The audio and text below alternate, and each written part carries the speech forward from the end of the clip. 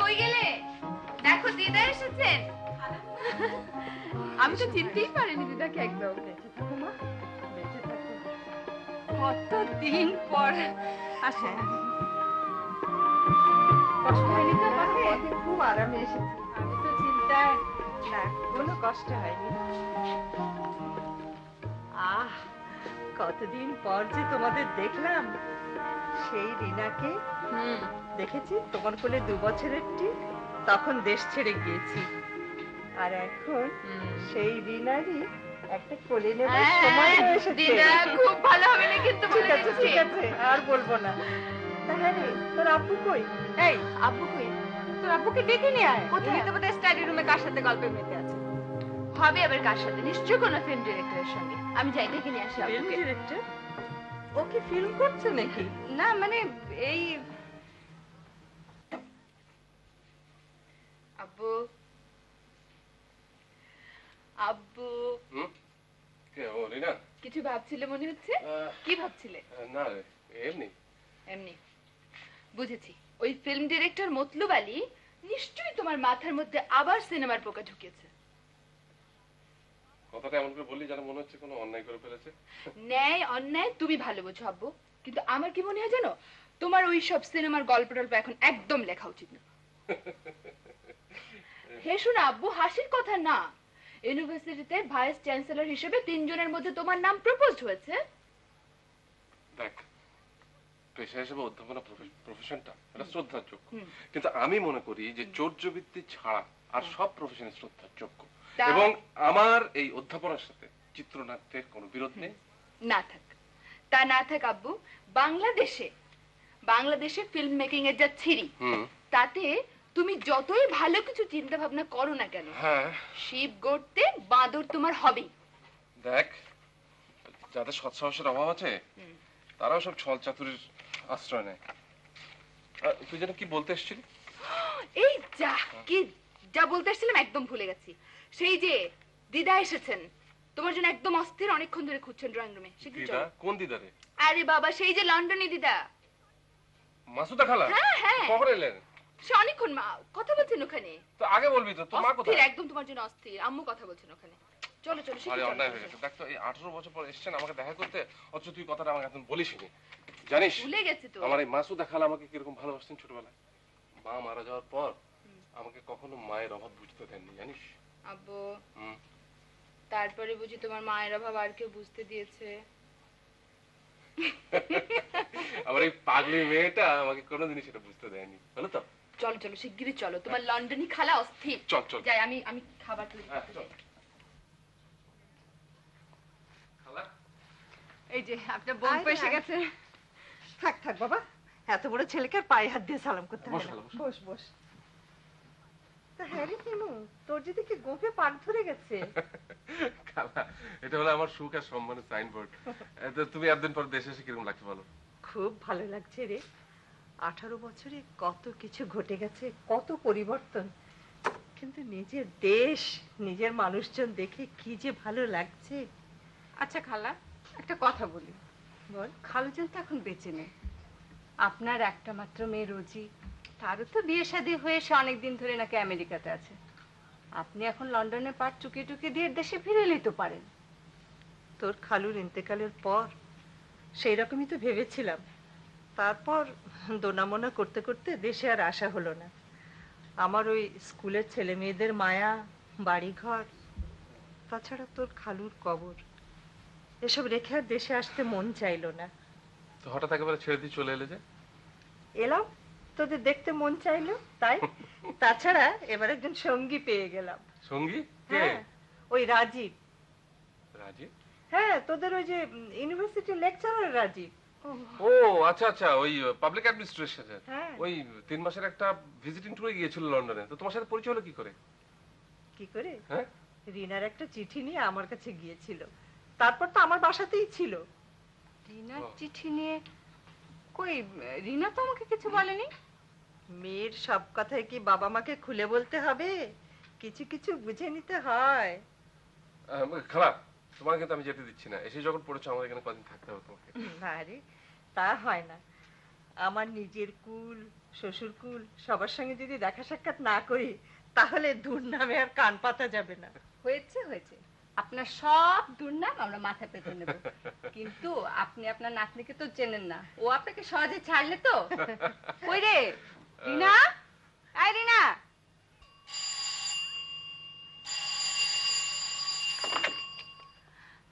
Hello. আমি হুম। কি করছো? কেন? সংসার। সংসার? হুম। কার সংসার? বাবা মায়ের। তা আমার সংসারটা কবে হবে? আহা, সংসারের ভারী তো শখ। তা লন্ডন থেকে সংসারের জন্য কি আনা হয়েছে? এনেছি। হুম। জিনিসটা শুধু দামি না, লভ। ও বাবা, তা জিনিসটা কি শুনি? শুনবে? হুম। ভালোবাসা। ও বাবা, এই সাংঘাতিক জিনিস আনলে কি করে? তোমাকে ধরেনি? ধরেছিল। হ্যাঁ, তারপর? আমি বললাম যদি ধরেন তাহলে কি হবে জানেন? হুম। আকাশের চাঁদ টুকরো টুকরো হয়ে যাবে, তারাগুলো আগুনের ফুলকির মতো খসে খসে পড়বে। আরে শোনা শুনে নাও। আরো বললাম যে পৃথিবীর সমস্ত নদীর স্রোত, সমস্ত সমুদ্র শুকিয়ে কাঠ হয়ে যাবে, বাগানে ফুল ফুটবে না, পাখি গান গাইবে না, পৃথিবীর সমস্ত নারী বান্দা হয়ে যাবে। তারপর তারা কি করবে জানেন? আপনাদেরকে অভিসম্পাদ দেবে 1000 বছর ধরে। তোরা বুঝি তখন ভয় পেয়ে গেল? আরে ভয় পেলো মানে ভয় কাঁপতে শুরু করলো। তুমি তখন কি করলে? আমি হুম? আমি ওদের ওই শুকনো হৃদয়ের জন্য আমার ভালোবাসা থেকে এই একটু দিয়ে দিলাম। আরে এই মেয়ে অত হেসো না, তোমার হাসিতে তো টেলিফোন এক্সচেঞ্জ বাস্ট হয়ে যাবে। তুমি এই ভর দুপুরে আর জ্বালিও না তো, ওদিকে চুলে আমার ডিমের পুডিং রয়েছে। আরে এবার ছাড়ো ছাড়ো তো। যাক তোমার ডিমের পুডিং। শোনো, আমার কোটকে কি করছে? দিদা, দিদা ওদিকে আব্বু আম্মুর হেফাজতে। এই একটু আড়ি পেতে শোনো না কি বলা বলি করছে। ইস, আমার বইয়েই গেছে। যার জন্য করি চুরি সেই বলে চোর। আরে শুধু লন্ডন থেকে ঘটকে পটিয়ে পটিয়ে তোমাদের কাছে নিয়ে এলো। তুমি কি এখন বলছো? আরে বাবা, সবুর করো, সবুর তো করো। দিদা তোমার মতো তো আর মাথা মোটা না যে হুট করে উনি। এই যা, চুলে আমার ডিমের পুডিং এক্ষুনি পুড়ে যাবে, আমি রাখি। হ্যাঁ, আরে এদিকে তো আমি পুরো কাবা হয়ে গেলাম। আমার শোনো,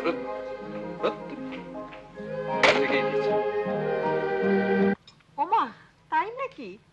ভাইস চ্যান্সেলর হিসেবে তোর নামও প্রপোজ হয়েছে, তাই খুশির খবরটা এতক্ষণে বললি? এতে খুশি হবার কিছু নেই খালাম্মা, দেশ থেকে লেখাপড়া পরীক্ষা সব শিখে উঠেছে, দিন রাত শুধু বোমাবাজি আর মারামারি। ভিসে একলা কি করবে? কোনো লাভ নেই। এটা লাভ ক্ষতির প্রশ্ন না খালা, আসলে কাউকে না কাউকে তো রিস্ক নিতেই হবে, মোকাবিলা তো করতে হবে নাকি? হয়েছে, তুমি সেরকম শক্ত মানুষ নাকি? ঢাল নেই, তলোয়ার নেই, নিধিরাম সর্দার। বাইরে থেকে যখন কেউ কলকাঠি নাড়বে তুমি একলা কি করবে? নইমা তুমি আমার কথাটা শোনো, মেয়েরা তাদের স্বামীদের চাইতে অনেক বেশি অ্যাম্বিশাস হয়। তাই যদি বললে বৌমা, এমন একটা সুযোগ। এটা সুযোগ না খালাম্মা, এটা ওর জন্য দুর্ভোগ। এসবের জন্য তো অন্য অনেকেই আছে। তার চেয়ে আমি বলি কি, ওর যে ওই হার্ভার্ডের ভিজিটিং প্রফেসরের অফারটা, ওটা ওর অ্যাকসেপ্ট করা উচিত। কালা, তোমার বৌমান ভার্সনটা তো শুনলে তুমি। আসলে ওর লোভ হচ্ছে বিদেশে যাওয়ার। আচ্ছা খালা, তুমি বলো তোমার কি পরামর্শ? না বাপু, হ্যাঁ আমি কোনো পক্ষেই নেই। তুই বরং তুই তোর বাবাকে জিজ্ঞেস কর, তিনি কি বলেন দেখ। বাবার কথা বাদ দাও, বাবা এখন নিজের ফার্ম ছাড়া আর কিছু কথা শুনতে রাজি নয়। ওর শরীর এখন কেমন আছে রে? আব্বুর চেয়ে অনেক স্ট্রং। সাভারে গিয়ে একবার দেখে আসুন না, যা সুন্দর ক্ষেত খামার করেছে না। সারা দিন রাত দুহাতে কাদা মাটি মেখে এমন ভাবে কাজ করেন যেন মনে হয় একদম উনি খাস চাষি।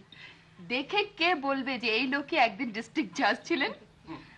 বাবার বাগানটা সত্যি দেখার মতো, একবার দেখলে আর চোখ ফেরানো যায় না। কত রকম যে তরি তরকারি গাছ আর ফল ফলালি, হ্যাঁ। আর এক একটা গাছকে উনি এমন ভাবে যত্ন করেন মনে হয় যেন প্রত্যেকটা ওনার নিজের ছেলে। আর মজা কি জানো দিদা, উনি না এই গাছপালাগুলোর সাথে কথা বলেন, কাউকে আদর করেন, কাউকে শাসন করেন, দেখে আমি হাসতে হাসতে পাচ্ছি না। তোরা হাসিস, আমার কিন্তু দুলাভাইয়ের জন্য বড্ড কষ্ট হয় রে। অসময়ে বড়বাবু চলে গেলেন, তারপর থেকে মানুষটা তো একলাই থেকে গেল। একলা হতে যাবেন কেন? আমরা তো সবাই রয়েছি। ওনাকে আমরা কত বলেছি, কত হাতে পায়ে ধরেছি, কিন্তু ওই ওনার এক কথা, রিটায়ার্ড লাইফে উনি কারো উপর বার্ডেন হবেন না। যা জেদি মানুষ। পুরুষ মানুষের জেদ থাকা ভালো, বুঝলে খারাপ। My papa is great, I love him and I love him very much.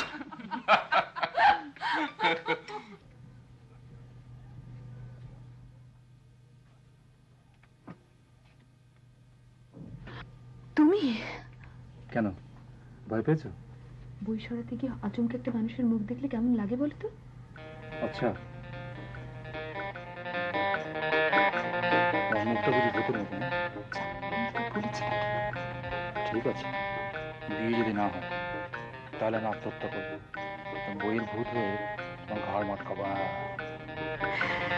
বেশি ভয় দেখাবে না, বেশি ভয় দেখালে আমি কিন্তু চেঁচিয়ে লোক জড়ো করবো। নীরবতা পালন করুন, এটা লাইব্রেরি।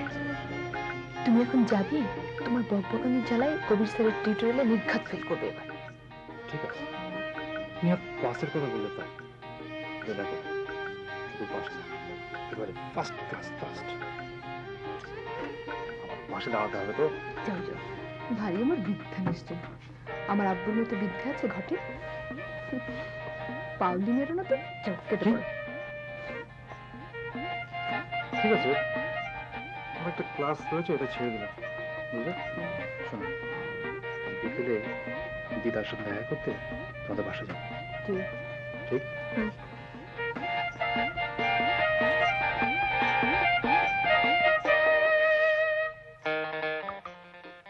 দিনরাত মনোযোগ দিয়ে অত কি লিখছো? সেমিনারের জন্য কোনো পেপার? তাহলে নতুন কোনো নাটক? না, চিত্রনাট্য। আসলে যে ইকোনমিক্সের বই, নাটক এসব লিখতে লিখতে হঠাৎ চিত্রনাট্য লেখার ভূত ঘাড়ে চাপলো যে? জীবনে সবকিছুর অভিজ্ঞতা থাকা ভালো। সিনেমা লাইনে তো শুনেছি অনেক পয়সা, তো ওরা তোমাকে পয়সা করে দেবে তো? কিছু দিয়েছে, লেখা শেষ হলে আরো দেবে। পয়সাগুলো জমিয়ে রেখো, মেয়ের বিয়েতে তো অনেক খরচ। মেয়ের বিয়ে দিচ্ছ বুঝি?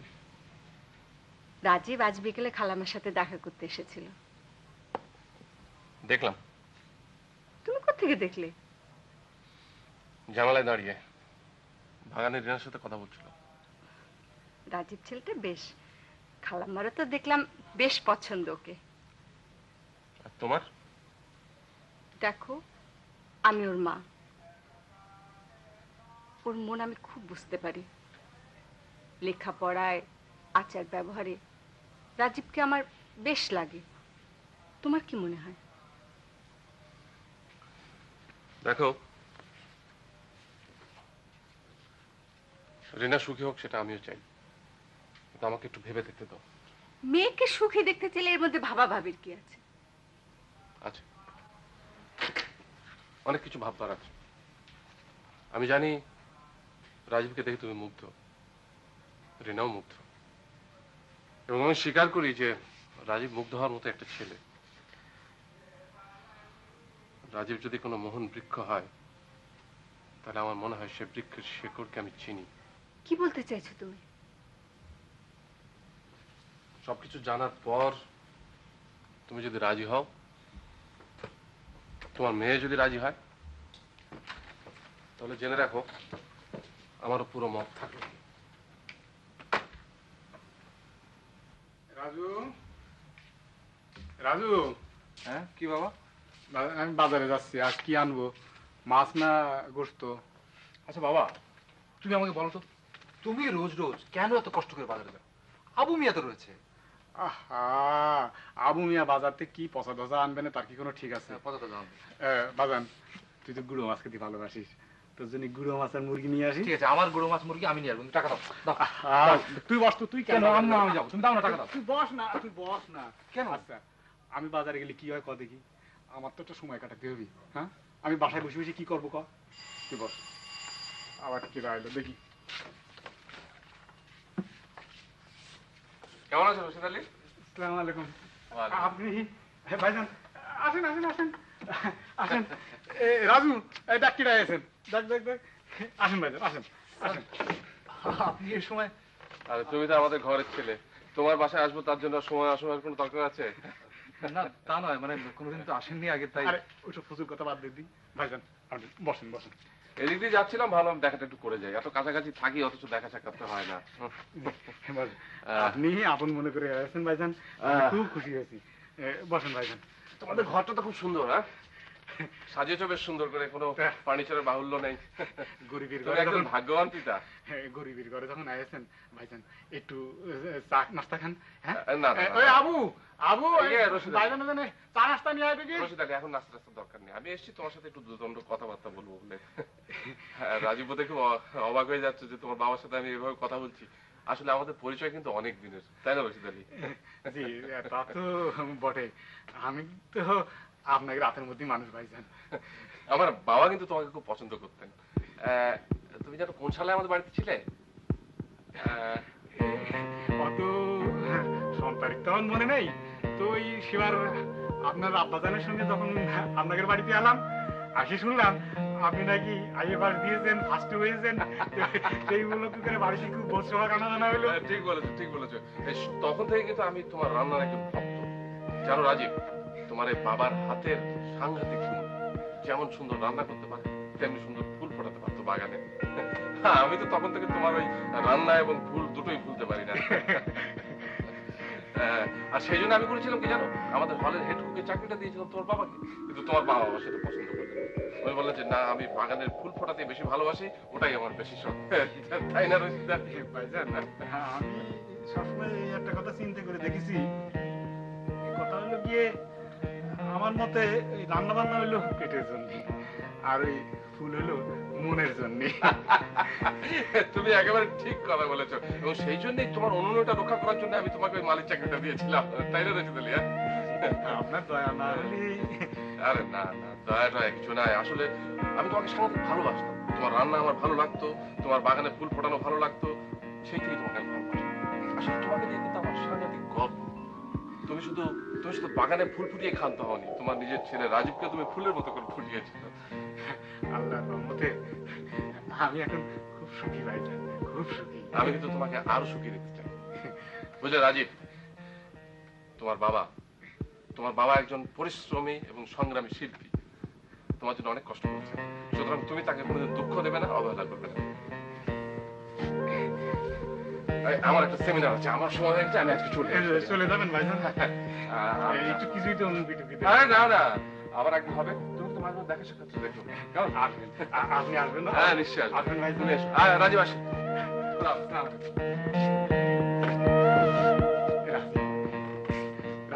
দেখলি তো ভাইজান, কত নামি দামি প্রফেসর, কত বড় মানুষ আমার বাসায় এসে আমার সঙ্গে কেমন বন্ধুর মতো আলাপ সালাপ করে গেলেন।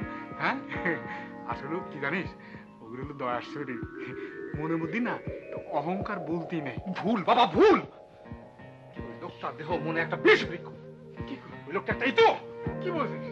বাবা, বাবা তুমি বুঝতে পারলে না? ওই লোকটা আমাদের চোখে আঙুল দিয়ে দেখিয়ে দিয়ে গেল ওদের তুলনায় তুমি আর আমি কি। রাজু, কি আমাদের পরিচয়? তুমি একটা রাঁধুনি, তুমি একটা মালি, তুমি একটা ছোট লোক, আর আমি সেই ছোট লোকের ছেলে। রাজু! মারো বাবা, আরো মারো, আরো মারো, যত খুশি মারো, কিন্তু তবু আমি বলবো তুমি আমার বাবা। তুমি যাই হও, তুমি আমার বাবা। আমি তোমার সন্তান, তোমাকে আমি ভালোবাসি বাবা, আমি ভালোবাসবো। ওই লোকটাকে আমি ঘৃণা করি, সারা জীবন ঘৃণা করবো।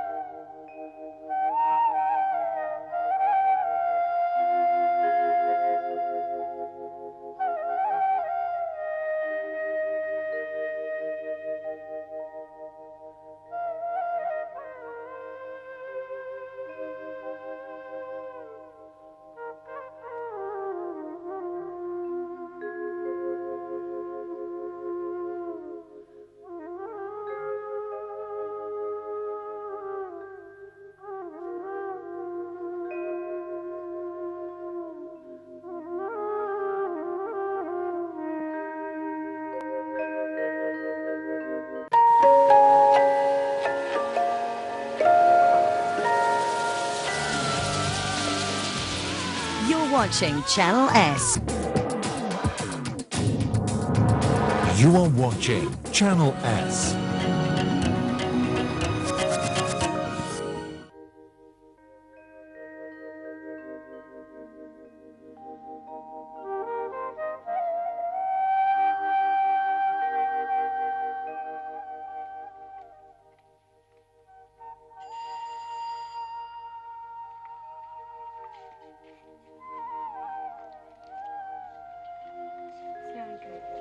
এটা কি রাজীব স্যারের বাসা?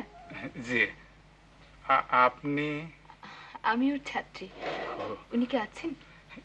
আসেন আসেন আসেন আসেন।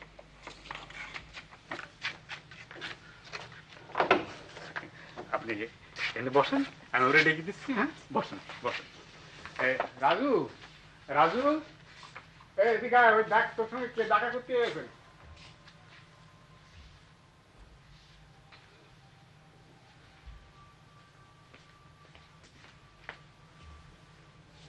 ও তুমি কেন, অন্য কারো কথা ভেবেছিলে বুঝি? কেন এসছো? আরে আমি তোমাদের বাসায় প্রথম এসেছি, আর তুমি কি না এভাবে কথা বলছো? আর কোনোদিন এভাবে আসবে না। এখন বলো কেন এসছো? একটা কারণ জানতে। কি? তুমি ইউনিভার্সিটি যাচ্ছ না, ক্লাস নিচ্ছ না কেন? রিজাইন করেছি। রিজাইন করেছো? হুম। কেন? কেন না, শিক্ষকতা করার মতো যোগ্যতা বা চারিত্রিক গুণাবলী কোনোটাই আমার নেই। হঠাৎ এরকম ভাবনার কারণ? এমন কিছু না, বোধোদয়, একটা রিয়েলাইজেশন, দ্যাটস অল।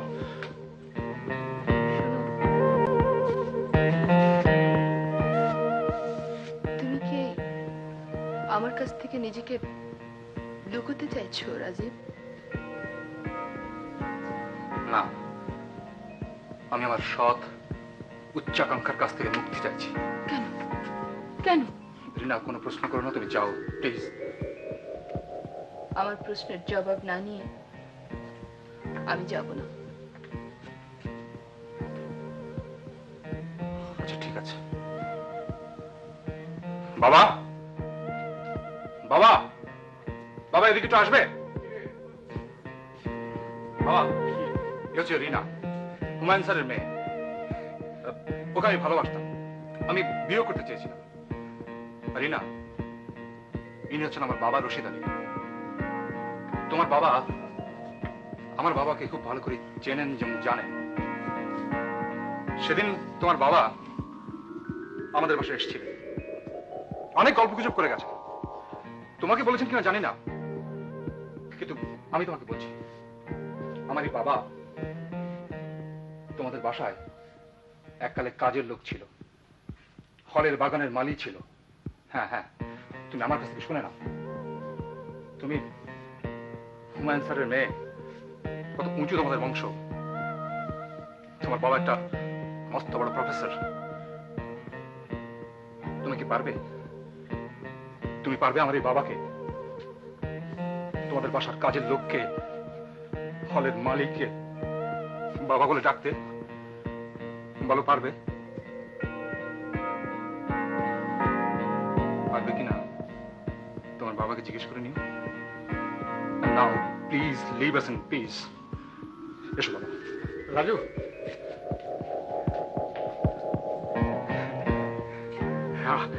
আমার ওই পাগল ছেলের কথায় তুমি কিছু মনে নিও না মা। বুঝবই তো, ওই বুকের মধ্যে এখন চৈত মাসে সর্বনাশের আগুন থাও থাও করে জ্বলতেছে। কেন জানো? শুধু আমার জন্যে।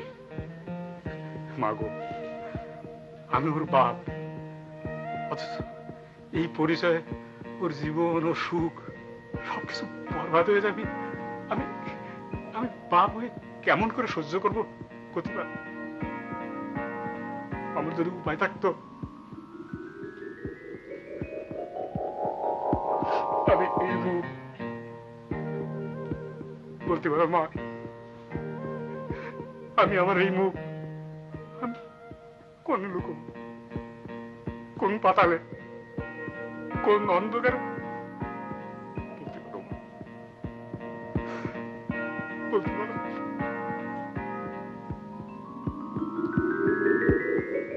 না না খালাম্মা, তা হয় না। আমাদের একটা সমাজ আছে, মান মর্যাদা আছে। মেয়ের সুখ শান্তির চেয়ে তোমাদের মান মর্যাদা বড় হলো বৌমা? ওরা দুজন দুজনকে ভালোবাসে, ওদের ভালোবাসার প্রতি এতটা নিষ্ঠুর হয়েও না বৌমা। আরেকবার ভালো করে ভেবে দেখো। এতে ভাবাভাবির কিছু নেই খালাম্মা।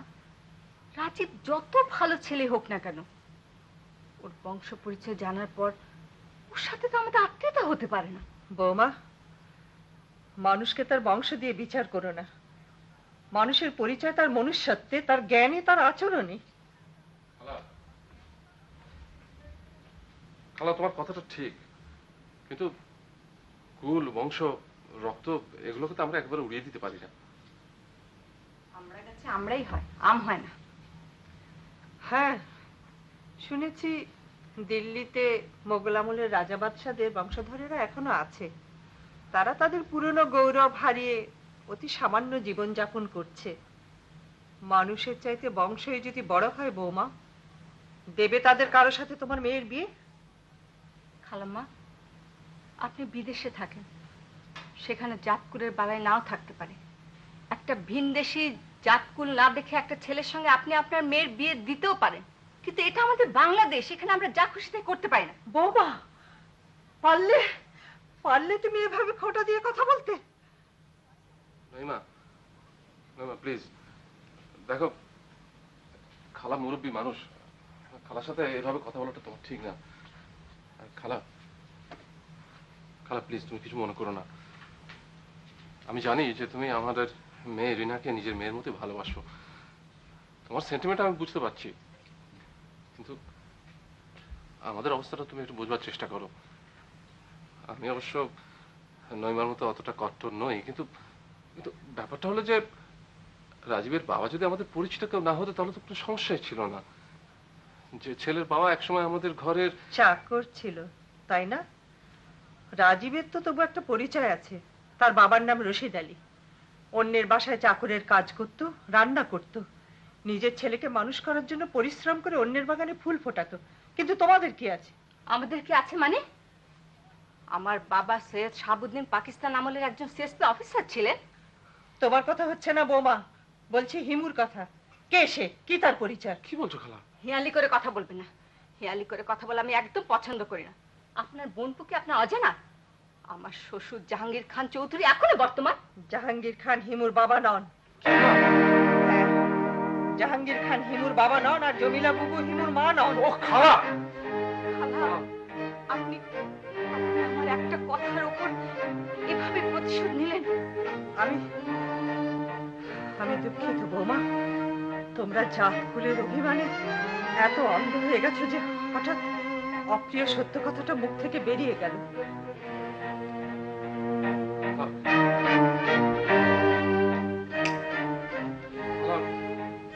গত 45 বছর ধরে এই সত্যটা আমি জানতে পারিনি কেন খালা? হিমু, দুলাভাই তোকে তাদের সন্তানের মতো করেই মানুষ করেছেন, কোলে তুলে নিয়েছিলেন, লেখাপড়া শিখিয়েছিলেন।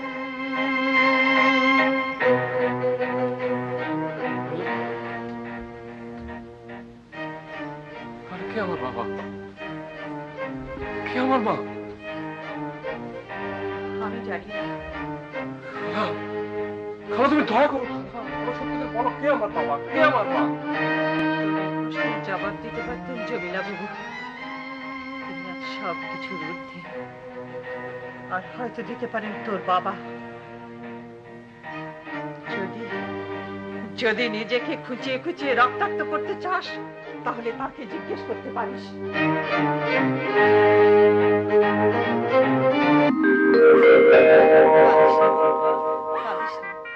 এমন করে কাঁদিস নে, এত তাড়াতাড়ি হতাশ হওয়ার কি আছে? কাঁদিস নে বোন, একটা কিছু হবে। কাঁদিস নে, আর কাঁদিস নে।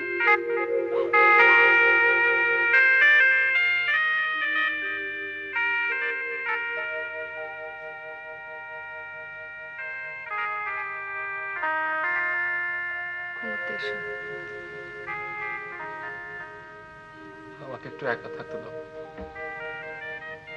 অত চিন্তা করে না তো, চলো ঘুমাবে। ঘুম আসছে না যে। যে কেন এমন করে কথাটা বললেন? আমার মনে হয় আমার উপর রাগ করে কথাটা বলেছেন খালাম্মা। না না, খালাকে আমি খুব ভালো করে জানি। মিথ্যা কথা বলার মানুষ খালা নন।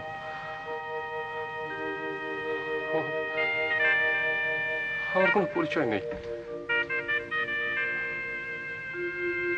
এসব চিন্তা করে কি লাভ?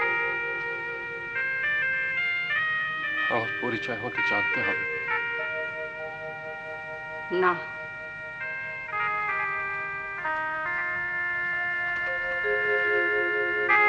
কিন্তু আমি আমার সত্যকে জানতে চাই। কে আমার বাবা, কে আমার মা, আমার ধমনীতে কার রক্ত বইছে আমি জানতে চাই। কিন্তু সে সত্যের চেহারা যদি নিষ্ঠুর হয়, কুৎসিত হয়, তারপর তুমি কি পারবে তোমার সেই পুরনো জীবনে ফিরে আসতে? সবাই হাসবে, ঘৃণা করবে, ঘৃণার জীবনটা নষ্ট হয়ে যাবে। তোমার মান সম্মান, তিল তিল করে গড়ে তোলা তোমার এই ক্যারিয়ার, তোমার নিপুণ হাতে গড়া তোমার সুঠাম জীবন, সব সব ধ্বংস হয়ে যাবে। কি লাভ বলো সে সত্যকে জেনে, যা আমাদের সবকিছু ধ্বংস করে দেবে? কি দাম আছে সে সত্যের, যা শুধু বই আনবে আমাদের জন্য কুৎসার অপমান? চুপ করো, তুমি চুপ করো নহিমা। যে আগুন জ্বলছে তাকে তুমি জ্বলতে দাও, পুড়ে পুড়ে শেষ হয়ে যেতে দাও।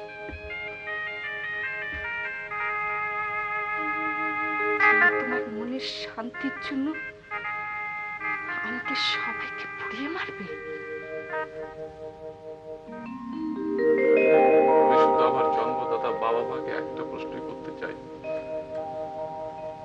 তোমরা কেন আমাকে তোমাদের কাছে রাখতে চাওনি? আর যদি রাখতেই পারোনি, তবে কেন আমাকে তোমরা জন্ম দিয়েছিলে? কেন আমার জন্মের মুহূর্তে আমার মুখে লবণ দিয়ে দাওনি? কেন আমাকে গলা টিপে মেরে ফেলোনি?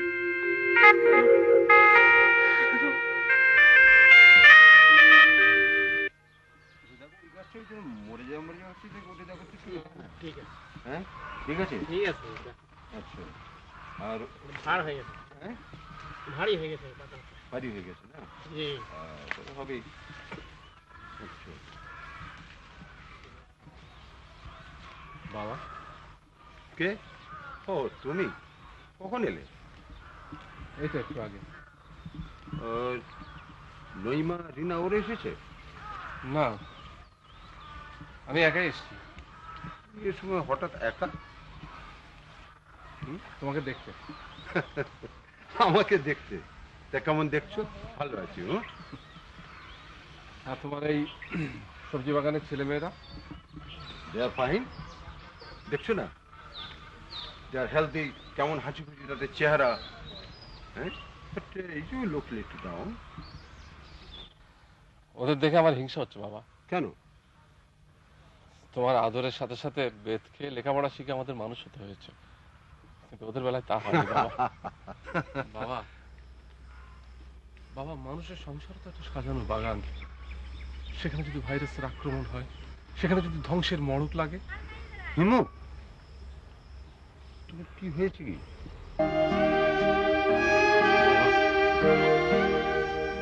আমার জীবনের সমস্ত বিশ্বাস, সমস্ত সত্যের ভেদ নড়ে উঠেছে।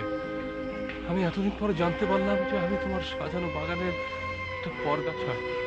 আমার কোনো শিকড় নাই। হুমায়ুন, আমি তোমার সন্তান নই, এই সত্যটা কেন তুমি এতদিন গোপন করেছো বাবা? Who told you? Masuda Kalam. বাবা, আমি আমার পরিচয় জানতে চাই। আমার সন্তান হবার পরিচয় কি তুমি খুশি নাও? সত্যটা না জানা পর্যন্ত আমি কিছুতেই শান্তি পাবো না বাবা। সে সত্য যদি তোমাকে ধ্বংস করে? আমি আমার ভাগ্যকে মেনে নিতে রাজি আছি বাবা।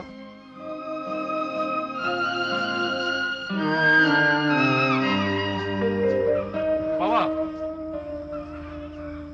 রক্তই মানুষের ভবিষ্যৎ নির্ণয় করে কিনা আমি তাই জানবার জন্য তোমাকে নিজের সন্তান হিসেবে মানুষ করেছি। একদিন মনে করছিলাম ব্লাড ডাকুন, আর তুমি যে জানতে চাইছো এর উত্তর আমার কাছে নেই। তোমার অন্য পরিচয় আমি জানি না।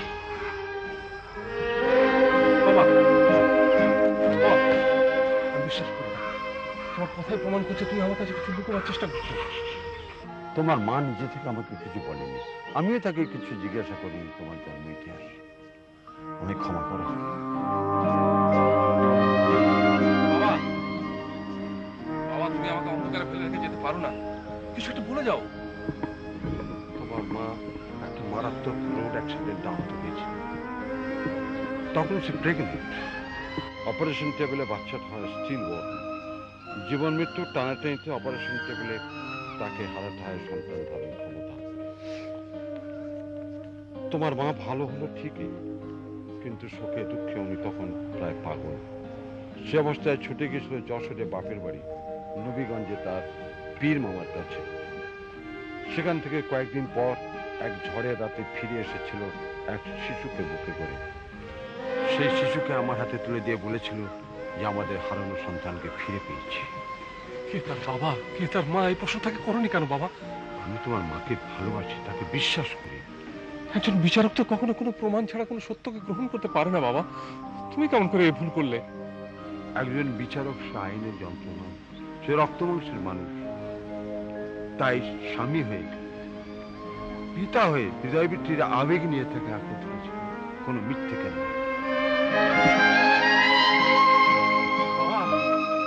বাবা বলে যাও, আমি এখন কি করবো? জানতে চাও? Search your own root.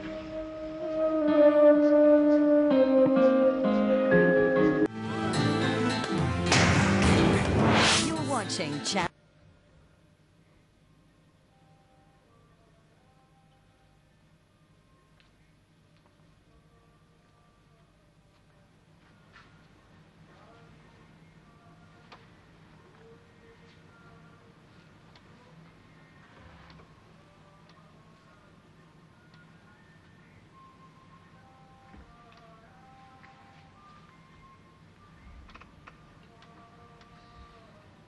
তারপর অধ্যাপক সাহেব, আপনার কি খেদমত করতে পারি আমি? আপনি কি এখানে বেড়াতে এসেছেন? হুজুর, নবীগঞ্জে আমার মায়ের বাড়ি।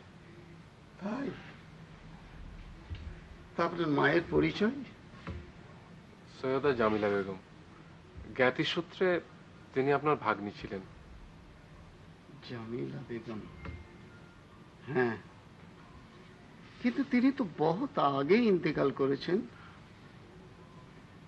দুনিয়াতে বড়ই দুঃখিনী ছিলেন তিনি। আমি তাকে স্নেহ করতাম।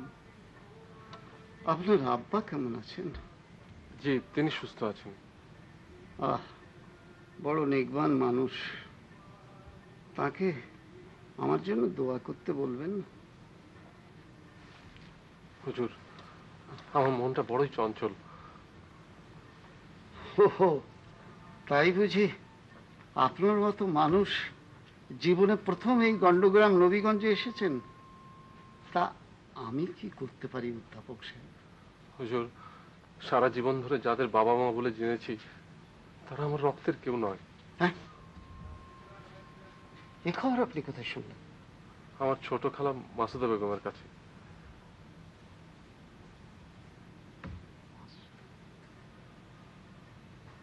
অধ্যাপক সাহেব,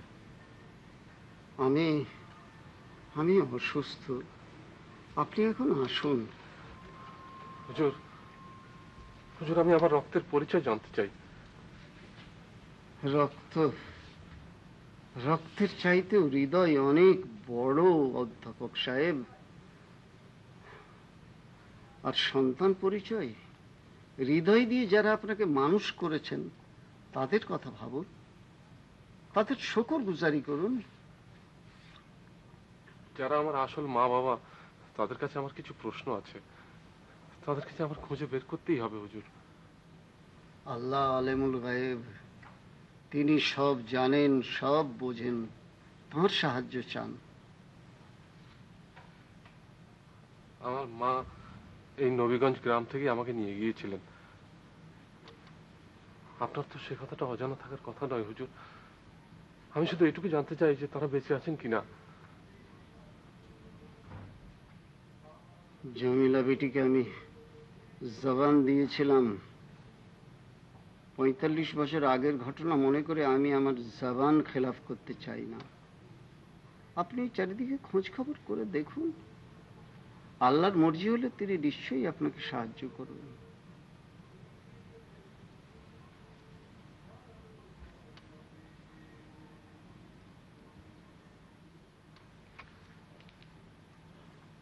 আক্কাস মিয়া,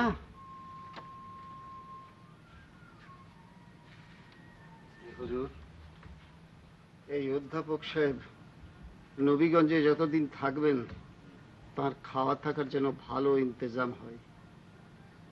উনি আমার আত্মীয়, খেয়াল রেখো যেন কোনো তকলিফ না হয়। জি হুজুর।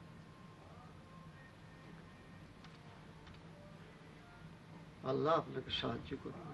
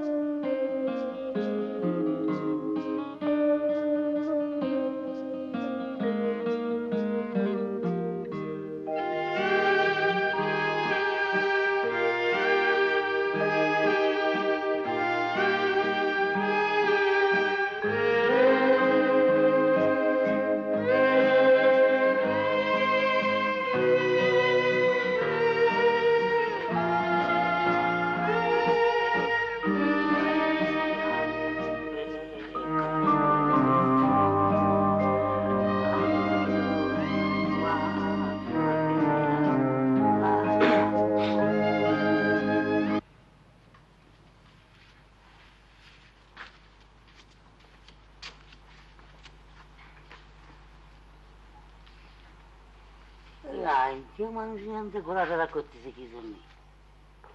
এ আবার কোন বিপদের আলামত?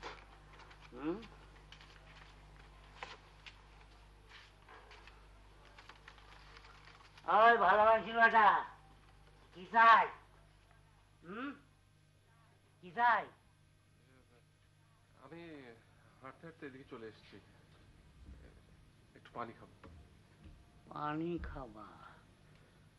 দেখে শুনে তো ভদ্রলোকই মনে হচ্ছে। আমার ভাঙ্গা গ্লাসে পানি খাতে পারবা? হ্যাঁ আবার হ্যাঁ কি ঘৃণা করবি না তো? জি না।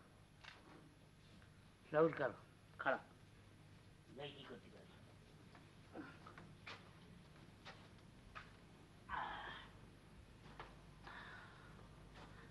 গাছের ডাব পাড়িয়ে রাখছিলাম, বুঝলে?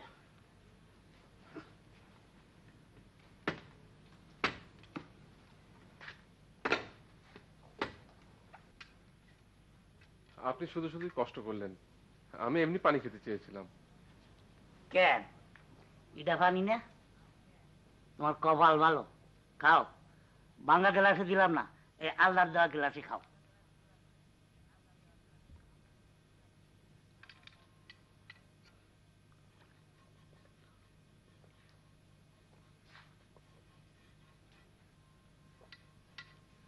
খাও খাও, ভালো করে খাও।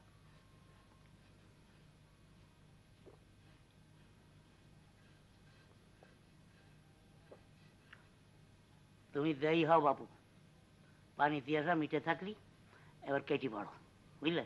আমার খেতে কাম আছে। কিন্তু আপনার সাথে তো পরিচয় হলো না। গ্রামের মানুষের বুঝ করো, বুঝলে? পরিচয় জানতে পারলি তাহলে আর এদিকে পা বাড়াবার সাহস পাবো।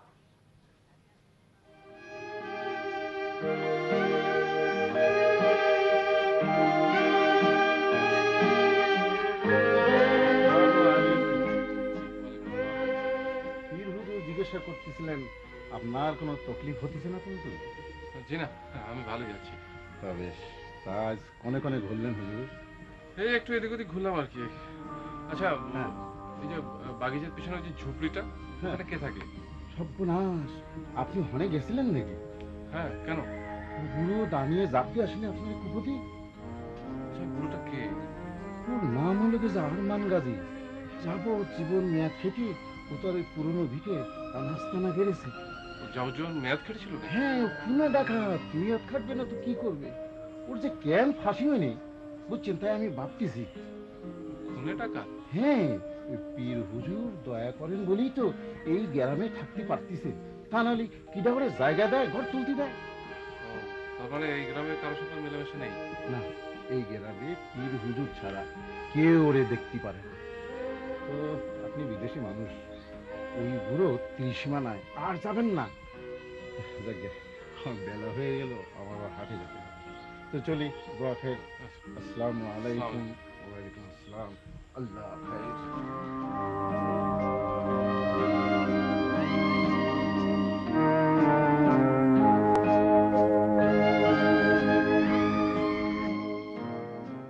আমি যে সেই অন্ধকারে পড়ে রইলাম হুজুর, এই লক্ষ হাজার পরিচয়হীন মানুষের মাঝে কষ্ট, যন্ত্রণা, ধ্বংসের স্মৃতি খুঁজে বেড়ানো যে কি কঠিন হুজুর। সবার করেন, আল্লাহ সবরকারীদের সাহায্য করেন।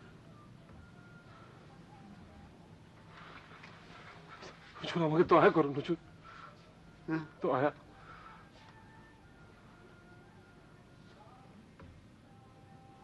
হতাশ হওয়ার কিছুই নেই, এক মনে খুঁজলে আল্লাহকে পাওয়া যায়। আর এ তো সামান্য মানুষ। এই গ্রামের কত বুড়ো মানুষের ভেতর এমন কেউ আছেন যিনি নিঃস্ব, নিঃসম্বল, দুঃখ যন্ত্রণা ছাড়া যার কোনো বিশেষত্ব নেই। হ্যাঁ,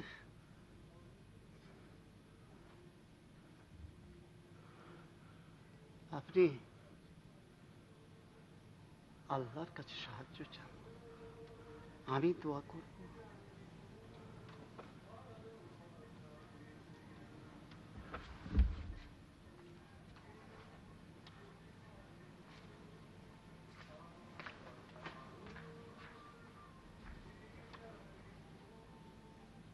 ইয়া রহমতুল্লাহ, ইয়া আল্লাহ, তুমি সবার মঙ্গল করো আল্লাহ।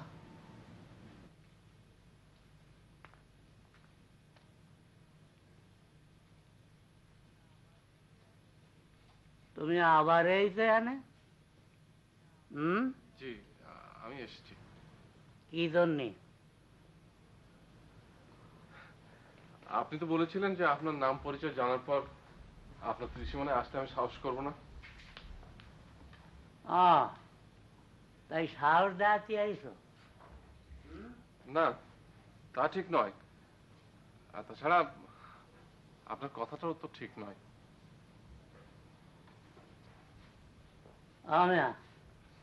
তোমার মতলবটা কি? জি, আমার কোনো মতলব নেই। তুমি পুলিশের লোক না জোরদারের লোক?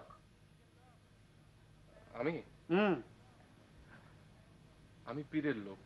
হ্যাঁ, মানে আমাকে পীর হুজুরের মুরিদ তুমি? না, আমি মুরিদ নই, আমি ওর আত্মীয়, ঢাকা থেকে বেড়াতে এসেছি।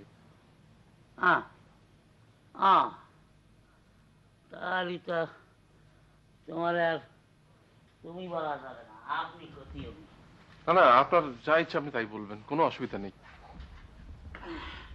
আচ্ছা, তুমি যখন এখানে আইলে এই গাঁয়ের কেউ তোমাকে কয়া যায়নি যে মানুষটা খুব খারাপ? যে যাই বলুক না কেন, পীর সাহেব যখন আপনাকে ভালোবেসেছেন, আশ্রয় দিয়েছেন, আপনি নিশ্চয়ই মানুষটা খারাপ নন। ওই পীর হুজুরির দয়াই তো আমার জীবনটা এখনো দুঃখ দুঃখ করতেছে, নালি ওই জোরদাররা কবে আমারে ফাড়ি ফেলাতো।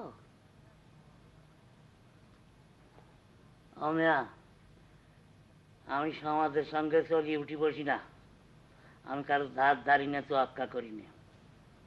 সাহসে ভর করে যখন একবার এইছো, ওই টোলটা টাইম দিয়ে বসো। ঠিক আছে, আপনি ব্যস্ত হবেন না। দেখি আমি তোমার একটু খাতির ক্লোজ করতে পারি কিনা, গরিব মানুষ।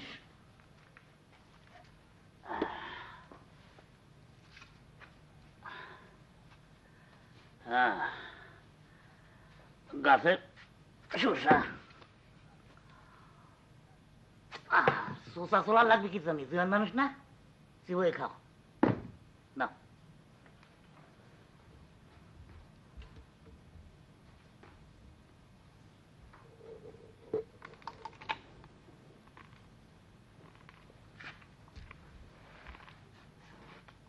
আচ্ছা, আপনি আপনি এখানে একাই থাকেন, আর কেউ নেই?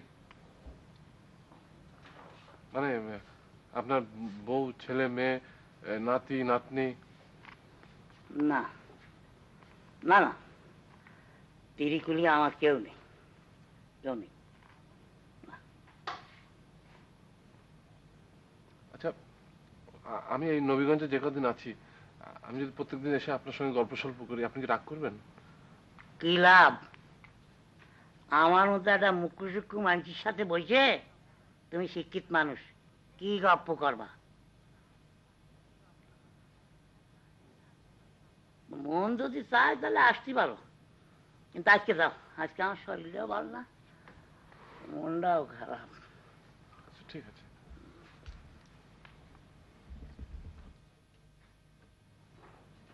আসসালামু আলাইকুম।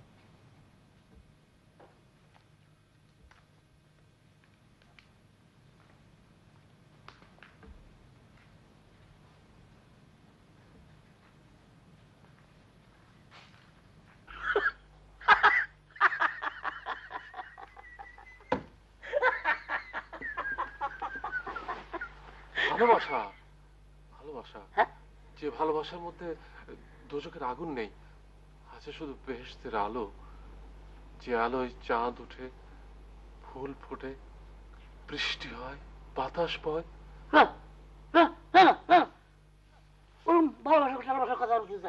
জানেন, আপনি জানেন না? আপনি নিশ্চয়ই জানেন। সেই ভালোবাসার কথা আমাকে বলুন, সেই যৌবনের কথা আমাকে বলুন, সেই ভালোবাসা, যে ভালোবাসা আপনার সোনালী ধানের ক্ষেতে ধান হয়ে ভরে থাকতো, সেই ভালোবাসা, যে ভালোবাসা আপনার ঘরে বউ ফুল হয়ে ফুটে থাকতো।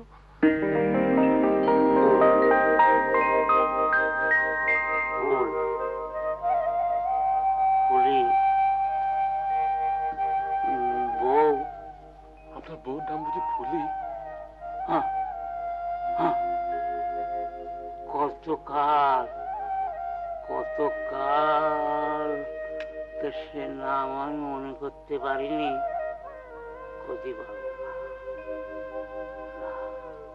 কে বলে আপনি মনে করতে পারছেন না? এই তো আপনি মনে করতে পারছেন, চেষ্টা করলে পারবেন। পারবেন।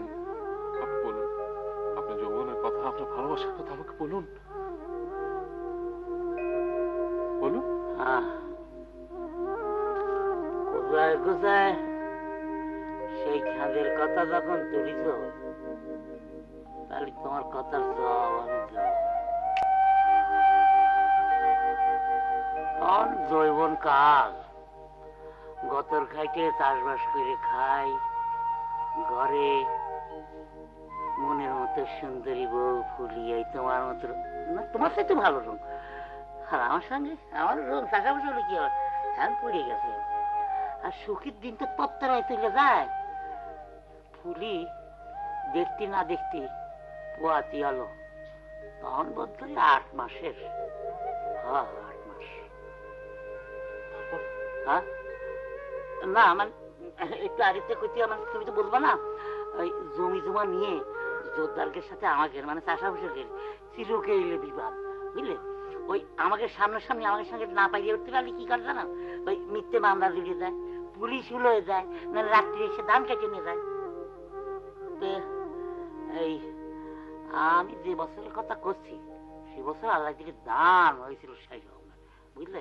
এইরকম মোটা মোটা দানের বাইল গোছায় যখন পাক ধরতে শুরু করেছে, মাঠের মায়ায় আমি আর ঘরে থাকতে পারলাম না। কেন উশালার লেটেলরা, ওই জোরদারের লেটেলরা এসে যদি রাত্রিবেলা ধান চুরি করে নিয়ে যায়, তা আমি কি করবো? আল্লাহর উপর ভরসা করে পুলিশে একলা ঘরে রেখে আমি ওই ধান পাহাড়া দিতে গেলাম। হ্যাঁ হ্যাঁ, তাই তো, তাই গেলাম। তারপর তারপরে একদিন রাত্রির বেলা হঠাৎ ওই পুলিশ শরীরটা খারাপ ঠেকতে লাগলো, তা আমি আর সেদিন ধান পাহাড়া দিতে গেলাম না। রাত্রির মানে মোরগ বাগদা রক্তে পুলিশ ব্যথা উঠলো। আমি তো তখন বেদিসে কি করি, কোথায় যাই, কানে জিজ্ঞেস করি, সেই ছুটতে লাগলাম। আমার গ্রামে সেই বুড়ো দাঁড়িয়ে, ওখানে তো যাওয়ার রাস্তা আবার আমি আমার জমির পাশ দিয়ে। তো আমার জমির পাশ দিয়ে যাওয়ার সময় মনে হলো আমার ধান গাছের বাইলগুলো মানে কুকায় কুকায় কাঁদতে উঠতেছে, বুঝলি না? মানে আমি যদি আসল ব্যাপার হয়েছে কি, ওই শালার ওই জোরদারের লেটারটা এসে কাশি দিয়ে কোথায় কোথায় আমার ধান কেটে নিয়ে যাচ্ছে। আমার রক্তের মধ্যে সেই বছর জানতে একটা তোজকের ঘোড়া আছে। সেই তোজকের ঘোড়াটা ডাকতে উঠল। আমি আসমান জমিন খাইয়ে বাস পড়ার মতো আওয়াজ করিয়া চাপায় পড়লাম।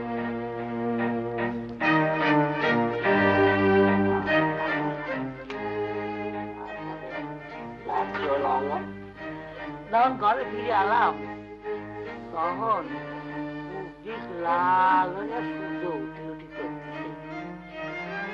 আমার শরীর বড় রক্ত, দুই হাতে রক্ত, মুড়ি রক্ত, দই রক্ত, ঘরের মধ্যে পাড়া দিয়া দেরি কি মাটি রক্তে ভেসে যাচ্ছে। আত্মা ফুলিয়া চিকুর করে কাঁদছে।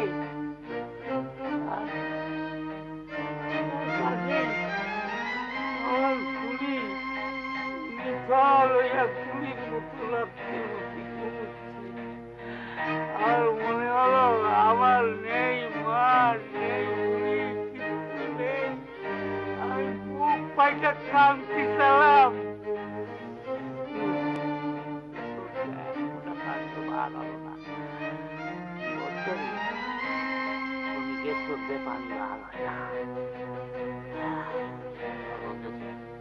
বাচ্চাটার কি হলো? আমার কি তখন হুঁশ ছিল? আমি কি করবো? আমার তখন কি অবস্থা? মনে পড়তেছে বোধ করি সেই সময় একটা সাপ সূত্র নিয়েছিল। আমি বলে মনে পড়লো না। কলো কি যে কলো তা আমার মনে নেই। খালি দেখলাম ওই বাচ্চাটার নাড়িটা খুব যত্নের সাথে দেখে আসল দিয়ে ওর গায়ের রক্ত টক্ত মুছে ধোয়া মুছে একটা কাপড় দিয়ে পেঁচায় নিয়ে বার চলে গেলাম। জাগ দিয়ে না ঠেকালাম না, বাজার দিলাম না। আমি বাজার দিয়ে কি করবো? আমি তো বাচ্চা বাঁধতে পারবো না, বুঝলে না? আমি তো বাচ্চা বাঁধতে পারবো না।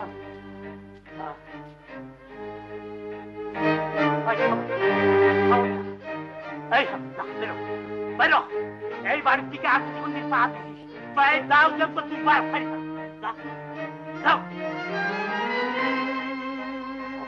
বাচ্চাটা কি দিলেন? কোনোদিন তার কোনো খোঁজ নেননি?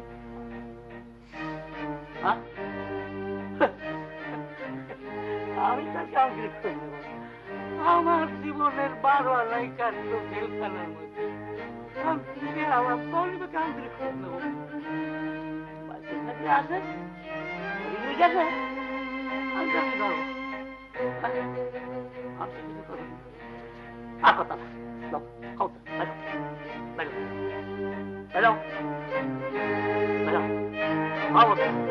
আর কোনদিন এমনি আমার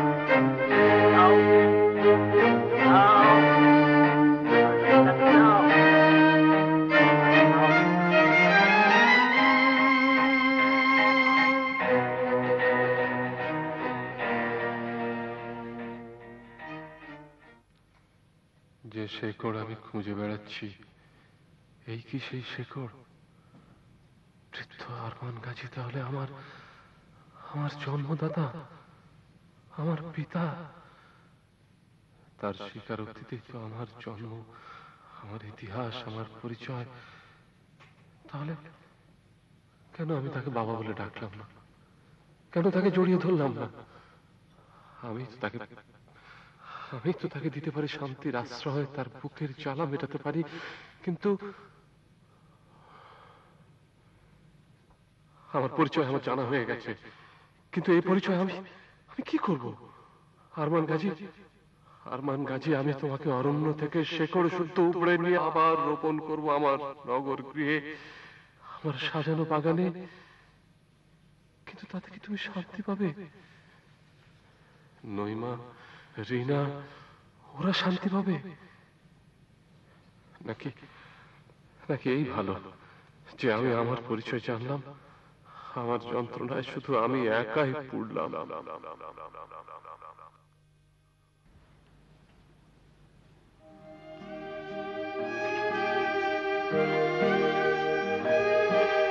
আমার মনটাই করছিল তুমি আবার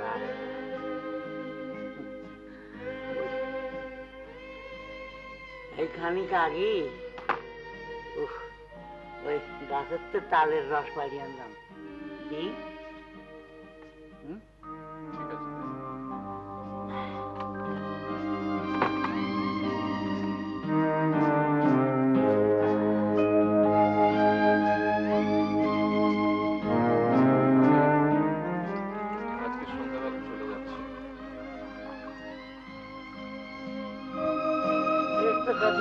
গ্রামে ঘুরি বেড়ালেন, এখন ঘরের ছেলে ঘরে ফিরে দাঁড়াই। আপনি আমার সাথে যাবেন? আমি যাব মানে আমার বাড়িতে।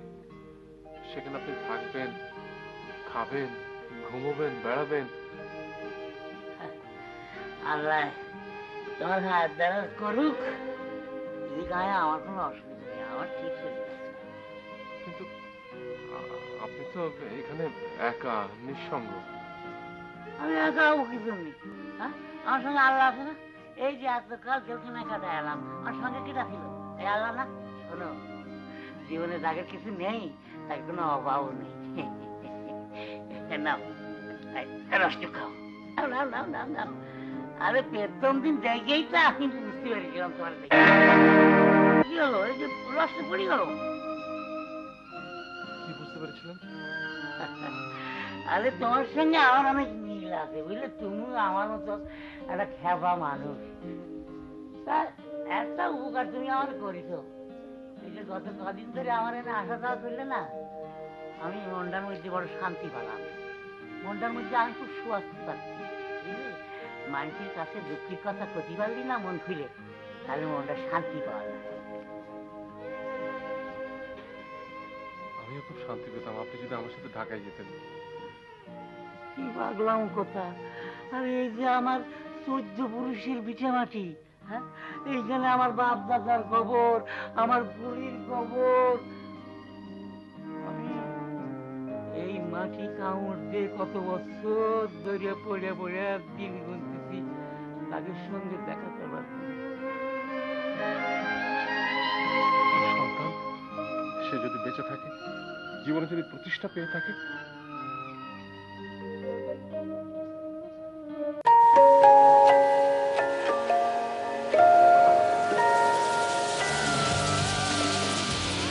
You're watching Channel S.